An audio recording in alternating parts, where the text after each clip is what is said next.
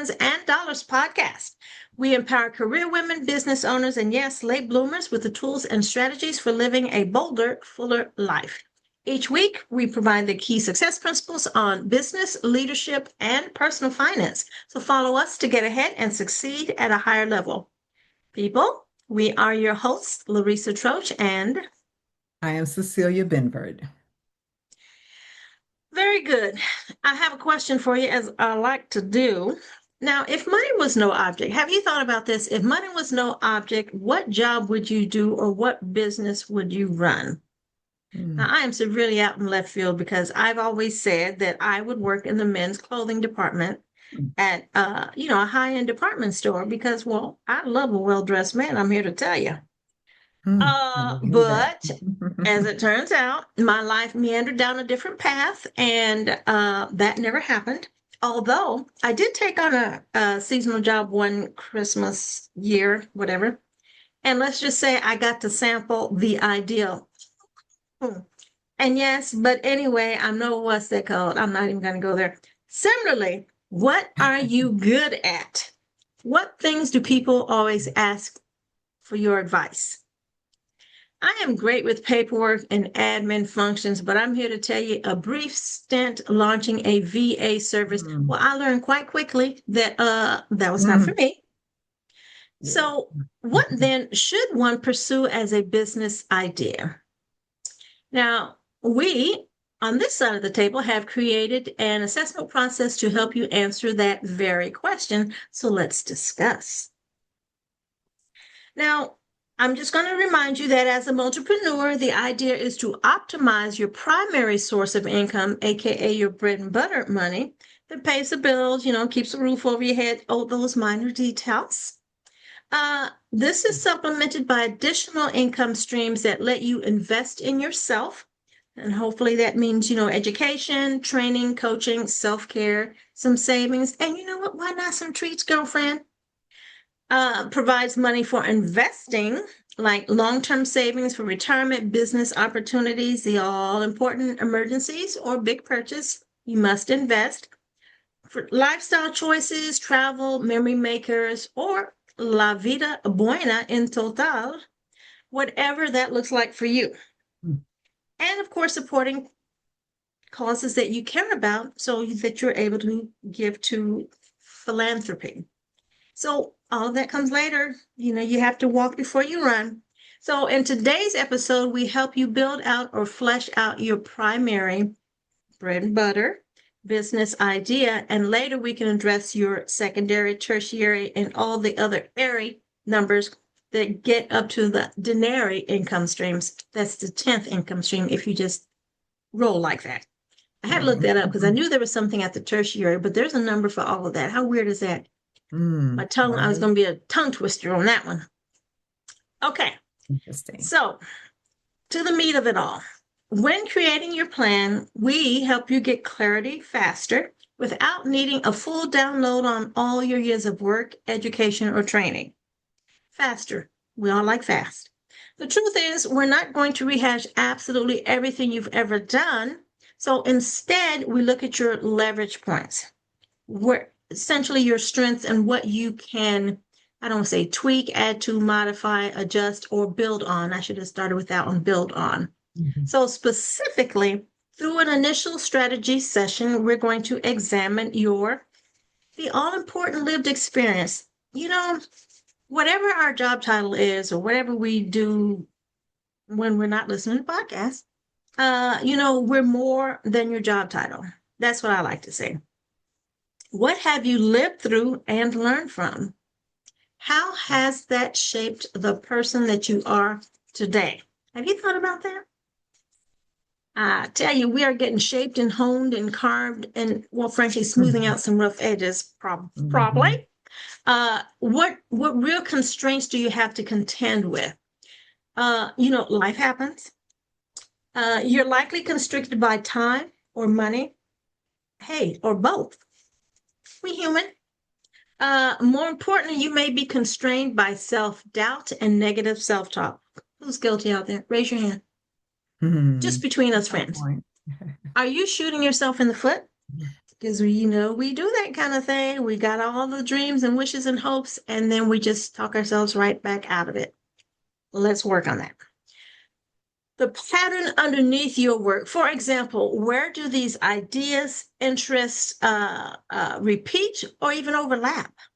So today, as I said, we're going to walk you through a modified version of the strategy session with 3 questions you need to ask yourself to get going. Cecilia, where are we All going to go? right. So let's envision me as your coach and think about this. You're going to do an assessment of your skills, knowledge, and abilities, your passions, and your interests. Isn't that great to stop and truly think about who you are, what you bring to the table? So, your best opportunity for success lies at the intersection of these 3 areas. As I said, your skills, knowledge, and abilities is one, SKAs. Okay. Passions and interests. Interesting side note, this choosing from these 3 areas also pertains to your investing choices when you're ready for that milestone, which we are going to talk about. So here are 3 questions to answer first.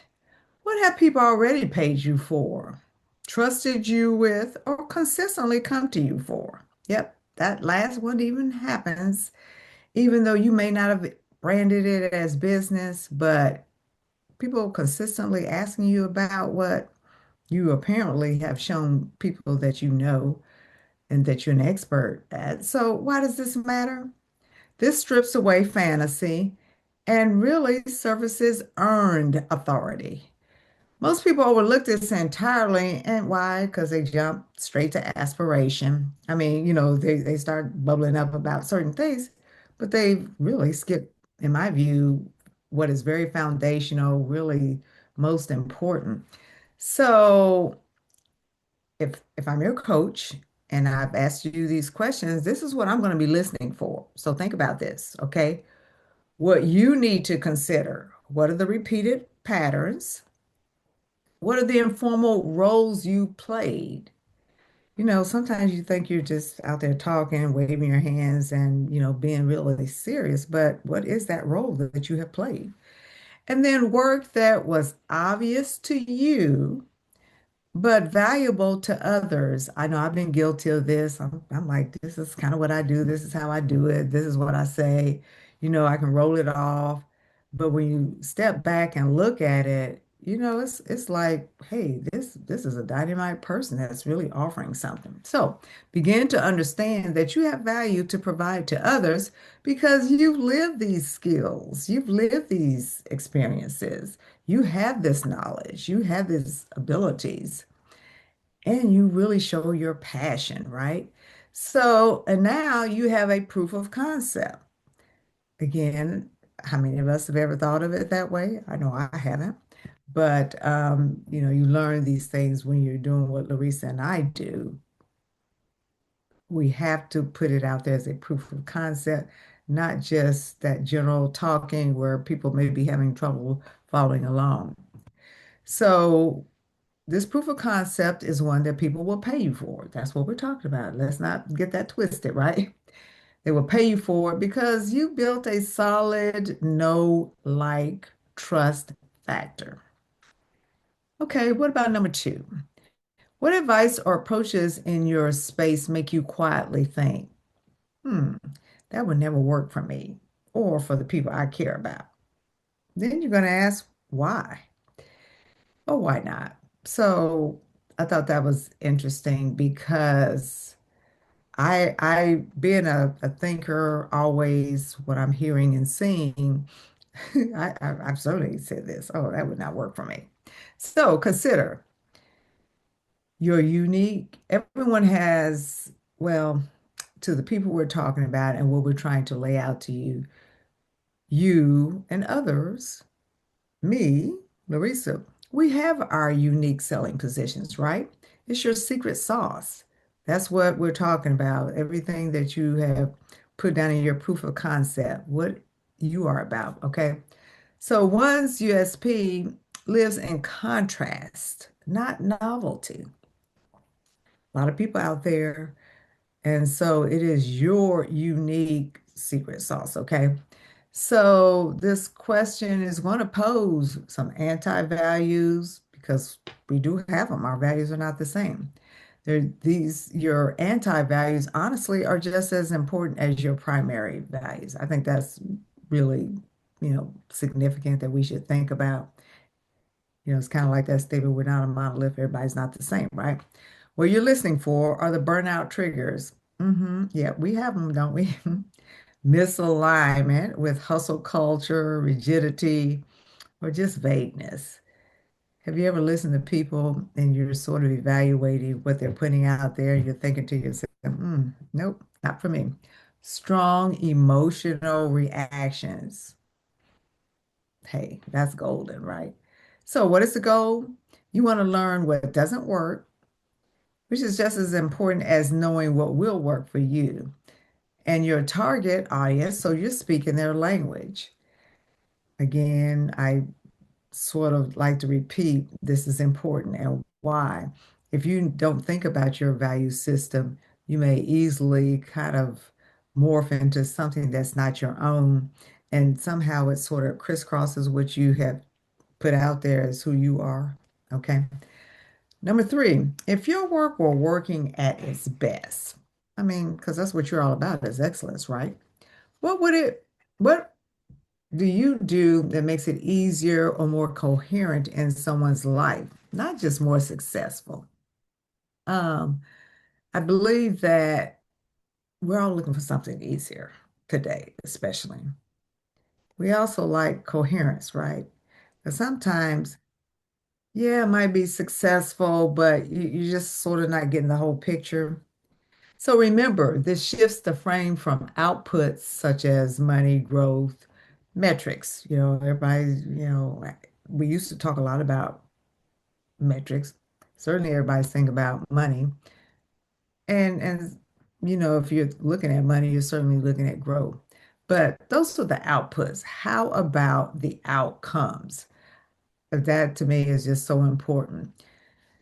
It's the thing that makes you sigh with relief, clarity, sustainability. Oh, we need sustainability for sure. And lastly, not least, is confidence. Risa sort of mentioned early on, that little self-doubt that can happen. That's really what happens a lot of times throughout this process. But if you follow what we're laying out, your confidence continues to grow. You solidify that. So, what are you listening for? Words like finally or without, you know. I mean, you're pretty set on without this, so they don't have to. Life impact. We are looking for life impacts because that's part of sustainability. That's what brings us joy. You don't want this just to be a business result, okay? Because somehow that seems a little bit short-sighted to me. How about, and then signals of identity, repair, or simplification. Everything doesn't have to be complicated, right?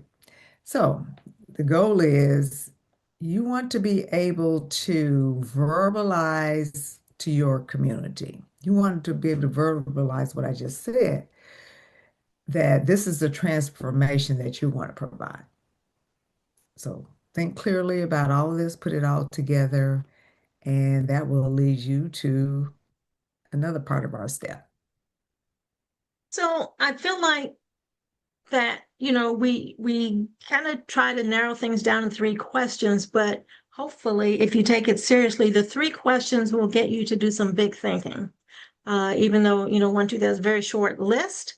But if you put the time in, I think that you'll find it beneficial and you'll be ready for, by the time we finish this episode, you'll be ready to go. Hmm. Probably not, because when we finish the episode, that's when you got to do your homework. Anywho, so you've answered the three questions, and now you kind of need to think it through more fully. As I said, we're trying to stir some juices there. So ideally, now you've narrowed down your options to the top three choices that may be right for you to lean into as your bread and butter business. So from here, tried and true, it's so academic, but I think we're hoping that you will begin to look at your SWOT analysis and pencil out the next steps. Now, we said it here more than once, but I will tell you once again what SWOT means. It's your strengths, weaknesses, opportunities, and threats. So strengths, the answer to the questions above should have helped you identify where you shine. So which strengths will you lean into to create the framework and systems for your business? Do you have a job that spends off disposable income and leaves you with enough mental bandwidth to build your business on the side? Because that's one thing we talked about in the first episode for the Grim and the Great Challenge was moonlight until it takes off, right? Mhm. So hopefully you have a business that leaves you a couple of dollars in your pocket so that you can invest in growing your business. But the important thing really is that mental bandwidth. I have consciously taken jobs that I said I can, do that job with one hand tied behind my back so I can do this other thing. So depending on where you are. Now, what weaknesses? Now, look, we're super Mhm. women. We don't like to have that conversation, but we're having a Mhm. reality-based convo today. So do you need to brush up on any skills? And just asking that question, listen, it's not trying to get you to overthink it or get stuck in analysis paralysis. But if there's something you need to know, AI, for example, tools, just be realistic with yourself if you need to check a couple boxes first. Is money tight, leaving with few dollars to invest in your new enterprise? That could be a weakness. Can Mhm. you offset that issue, if that's the case, by moving things around a bit so you can launch quicker and then start earning faster? So, yes, maybe it's a little tight today, but then that means you need to really get going so you can start earning, paying off some debt so that you do have more disposable income and give yourself some breathing room. So, if that's a weakness, let's discuss. Now, what opportunities present themselves? Now, this is, well, frankly, we're about midway through this bright, shiny year, which I call it shiny because I don't want to say tarnished. That's a little harsh. We're Yeah. midway through this challenging year. So, certain industries, if you will, lend themselves more readily to earning money sooner. If you hit the key, I say the key categories according to the pundits, personal finance, pets, relationships. There was another one that I'm kind of blanking on, but those are so we're popular. Those are financially whatever. Those are categories that people are willing to pay for. That's where I was going with that. So those are if your skill sets lend you to one of those three areas, great, because you have a ready-made audience. But if that's not what you're interested in, don't do it. I'm just saying that's what works for some people. Technology and the internet continue to lead the way in shrinking our world and increasing your reach. So those are opportunities that are not going anywhere anytime soon. It's amazing what's coming down the pipeline and how we can embrace it. And I'm not going to go down to my soapbox, which I tend to do, but I'm just giving you a gentle nudge. Now, the other side of the conversation is the threats. What might be in your way to hold you back or delay your advancement? Are there any barriers of entry you need to overcome? A barrier of entry is the difficulty in getting into a particular field or industry. That's just business jargon, but it's still something that you need to be aware of. So, how easy is it to get going today? I'd like to talk in a today mindset because we can plan and we can be fitting or get ready for a really long time, Mhm. but no, you need to get going today. Yeah. So, do you need to let go of something else to make room for this business launch? Sometimes, gentle persons, that is the harsh reality. We got a Mhm. lot of balls in the air. We be juggling some things, and yet are they priorities for our bright future? So if there's something you need to let go of, let's have that conversation. Don't let it get in the way of your success. Okay, we want you to think it through, your SWOT. You know what's coming. You have to put it in writing. Draft your initial business plan. Keep it simple though. You're not trying to write a thesis or the next War and Peace, please, gentle persons. It just needs to be long enough so that you can address all the areas, including your vision. Where are you going? What are you doing? What impact will you have? Your mission and your avatars, I like to call it. Who is your person? Where is your tribe that you're trying to reach? You do need to write that down. Your framework. Your framework is your USB that Cecilia talked about, and your systems. Your framework and your systems, those together are the money makers that make your business a business. You must pencil that out. And okay, you got to talk marketing and financials. So again, your 1 page or 2 pages, whatever, just get your thoughts on paper. At a minimum, this is the time to bullet point your processes and procedures. You got to keep yourself on track and Mhm. fine tune as you grow. It doesn't have to be perfect today, but you do need a roadmap to get going. Create your 30, 60, 90-day implementation plan. What are the benchmarks or milestones you should have achieved within those intervals? You have to know that you are growing and that you're heading in the right direction. So you have to have your measurables. I could have called them your KPIs, key performance indicators. But Mhm. what are your 30, 60, 90-day uh, steps for your implementation plan? Plan for the worst? Sure. Get it out. If this, then that, something happens, you need to have a response ready and hope for the best. And listen, I have to break it to you, but you do need to draft your marketing calendar. If you build it, they will not come, not unless you invite them repeatedly. Do your marketing calendar, save yourself some grief, get it on paper. Include areas, of course, where you can repurpose, reuse, and replicate through automation. Your marketing calendar is, I don't want to say is the most important thing, but it is critical to your success. Mhm. And gentle persons, calendar your focus time. Schedule the time when you will do the work that needs to be done. If it's not on your calendar, it is not going to happen. We've talked in episodes past about, are you a night owl, an early bird? When can you get in a good solid 2 hours minimum to do the brain work, the heavy lifting, get it done, schedule that focus time, make sure it's on your calendar and highlight it. And it is the most important prime time that you can dedicate yourself to. So pretty darn simple. We got your questions. We got you. Hopefully, got you thinking. Here's your SWOT, and we want you to write it out. Write it down. Make it so. Make it so. And you don't typically want to say, well, this is more important than that. But usually when people are talking to me or asking me or want to get together, I tell them, if you don't put it on your calendar, it won't get done. So it's on you to do just that. You know, I can't do it for you. Nobody can do that for you but you. So with that little pundit to go forward, to do a recap, we spent some quality time walking through the mechanics of birthing a business, inventory your skill sets.